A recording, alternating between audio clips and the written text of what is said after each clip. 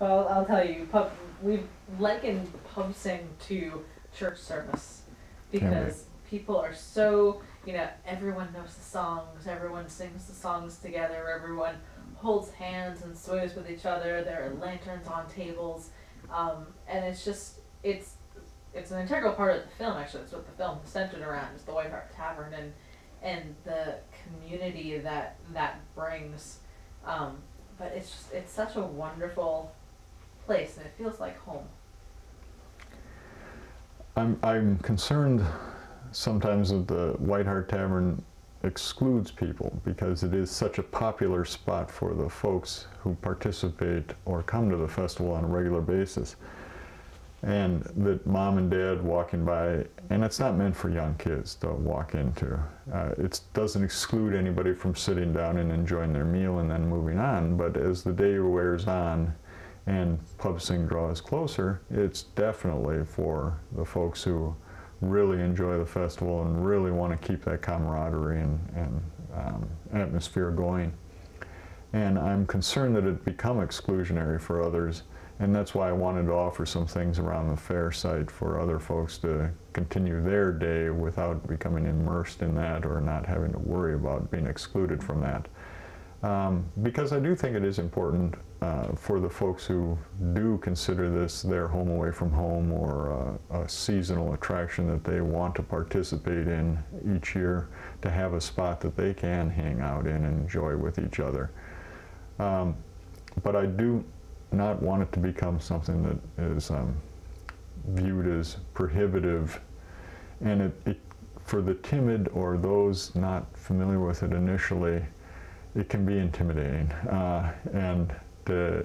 I haven't been to a pub sing for the entire sing for a number of years. I've come by, I've walked through, I've been called up on stage a couple times or recognized, but I generally have other things that have to happen that time of day. It's a very busy time of day for the rest of the staff, and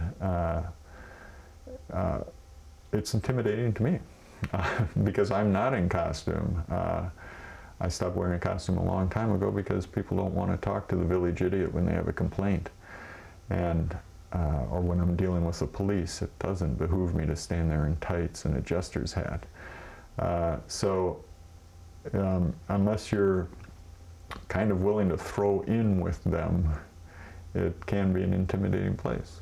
But as I mentioned earlier about September 11th and the festival being a really magical balm for folks who attended on that weekend after that tragedy, that had to be one of the most moving experiences I've ever experienced in my life, was the camaraderie, and it was magnified at least 10 times any pub sing you've ever seen, where you had old ladies and bikers hugging, people embracing each other and swaying, and despite my efforts to try and limit the exposure of that event, of the September 11th events, we did have 2 trumpets playing taps, one on top of the White Hart and one at a distance away echoing it.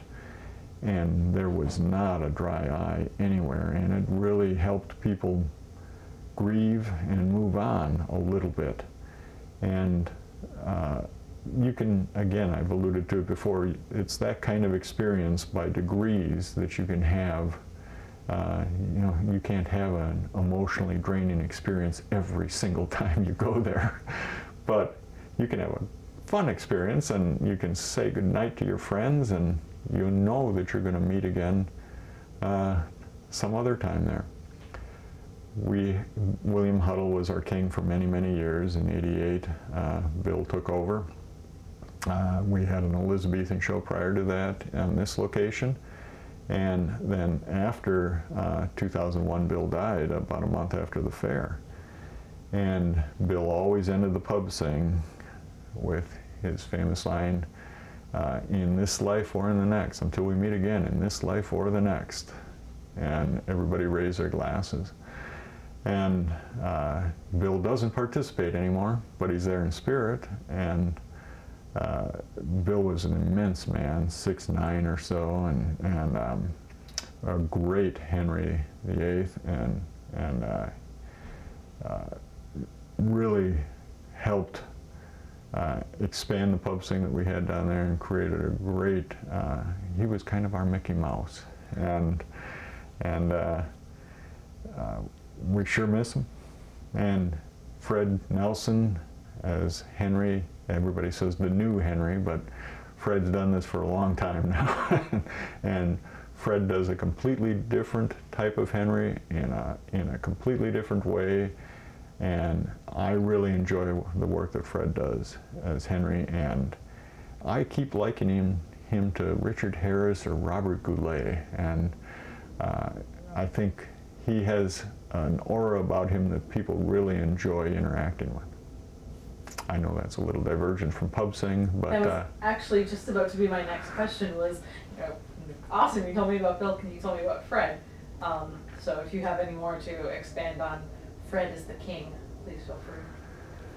Fred had a very tough job following Bill here, and the Washington Post wrote about it.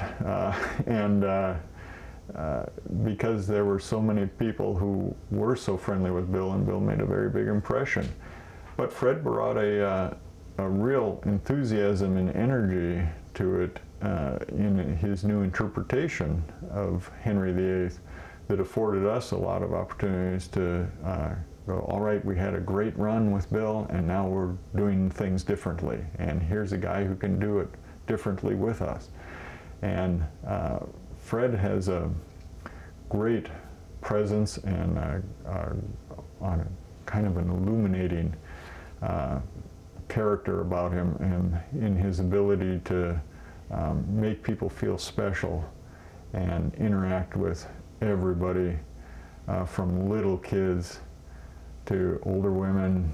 They just fawn over him. I've seen Fred knight people, and if you didn't tell them it wasn't real, in their hearts they believed it was. And it's a great experience, and Fred's been a great find and great participant and asset for the company. Fred is honestly one of my favorite people that I've